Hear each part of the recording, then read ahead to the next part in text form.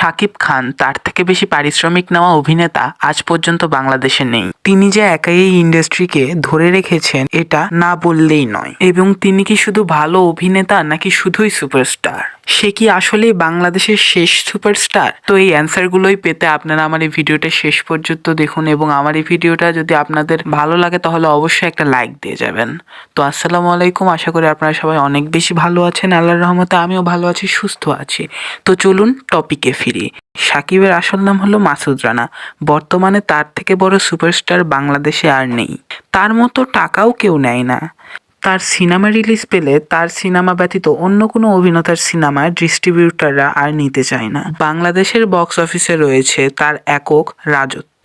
এই পর্যন্ত 255টা সিনেমাতে তিনি কাজ করেছেন। সাকিবের সিনেমা আসলে সাকিবিয়ানরা রীতিমতো একটি উৎসবের আয়োজন সৃষ্টি করে, এবং তার পাশাপাশি সাকিবের সিনেমা আসলে ক্রিটিক্সরা তার অভিযোগের আসর জমিয়ে বসে। ক্রিটিক্সদের অথবা নন সাকিবিয়ানদের সবচেয়ে বড় অভিযোগ হলো সাকিব এত ভালো অভিনেতা হওয়া সত্ত্বেও তার 90% সময়ই ক্যারিয়ারের মেলোড্রামাটিক এবং কমার্শিয়াল সিনেমাই করে গিয়েছেন আজীবন। তাকে ভালো সিনেমাতে দেখা তার ফ্যান এবং নন ফ্যান সবারই আগ্রহ রয়েছে। তার প্রথম কিছু সিনেমাগুলো খুব সাড়া না পেলেও পূর্ণিমা এবং শাবনূরের সাথে করা সিনেমাগুলো হালকা পরিচিতি এনে দেয় শাকিব খানকে। এরপর বাংলার হিট ডিরেক্টর ঝন্টু তাকে তার বিষে ভরা নাগিন এই সিনেমাটাতে কাজ দিয়ে তাকে একটা কমার্শিয়াল হিট এনে দেয়। তো শাকিব খানের হিটের যাত্রা শুরু হয় বিষে ভরা নাগিন থেকে। এরপরও তিনি কিছু কাজ করেছেন, সেই সিনেমাগুলো খুব একটা যে ভালো করেছে এমনটাও না।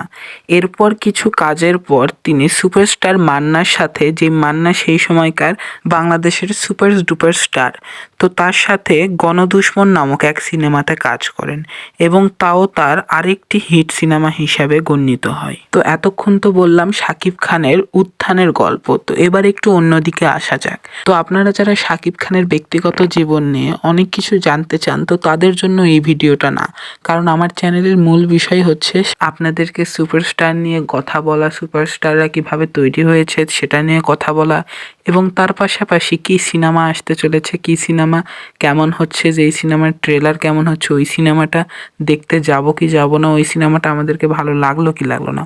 তো এই সব বিষয় নিয়ে আমি কথা বলতে এসেছি। তো আমি কারো পার্সোনাল লাইফ নিয়ে কথা বলবো না। আপনারা যারা সেটা জানার জন্য অধীর আগ্রহে বসে আছেন তারা দয়া করে আমাকে মাফ করে দিবেন। তো এবার অন্যদিকে আসা যাক। দুই সুপার ডুপার স্টার বাংলাদেশের সালমান শাহ এবং মান্নার মৃত্যুর পর বাংলাদেশের ফিল্ম ইন্ডাস্ট্রি যখন গর্তের মধ্যে, তখন শাকিব খানই একাই রয়েছে যিনি বাংলাদেশের ফিল্ম ইন্ডাস্ট্রিকে এক হাতে ধরে রেখেছিলেন। এই কথাটি বলার কারণও আমি আপনাদেরকে বলবো, সাইমান, বাপ্পি এদের মতো অনেক অভিনেতা আসছে যাচ্ছে, কিন্তু সে একাই টিকে রয়েছে, অর্থাৎ শাকিব খান একাই টিকে রয়েছে।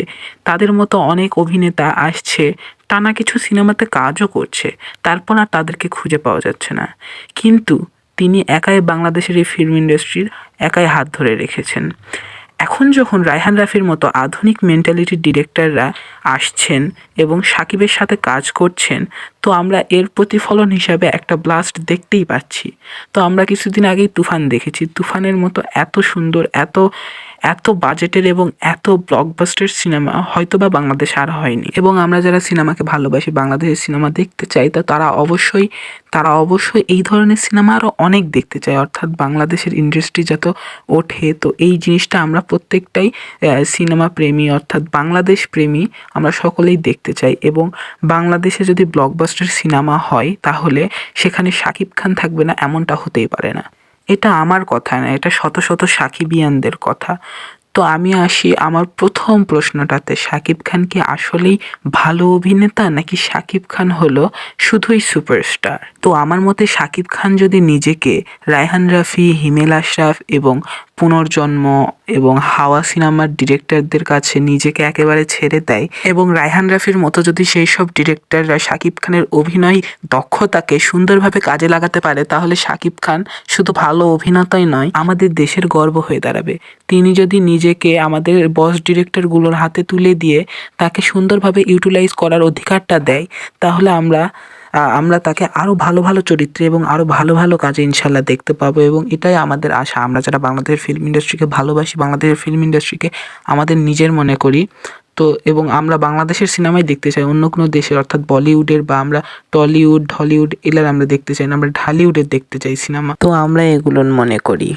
তো আজকের এই ভিডিওটা এতটুকু, যদি আপনাদের একটুও ভালো লেগে থাকে তাহলে অবশ্যই লাইক কমেন্ট শেয়ার সাবস্ক্রাইব যা যা করা লাগে অবশ্যই করে দিয়ে যাবেন, এবং আমার ভিডিওগুলোতে আমি কী কী ধরনের উন্নতি করতে পারি অবশ্যই আমাকে কমেন্ট করে জানাবেন, এবং ভালোবাসি আপনাদেরকে। ধন্যবাদ।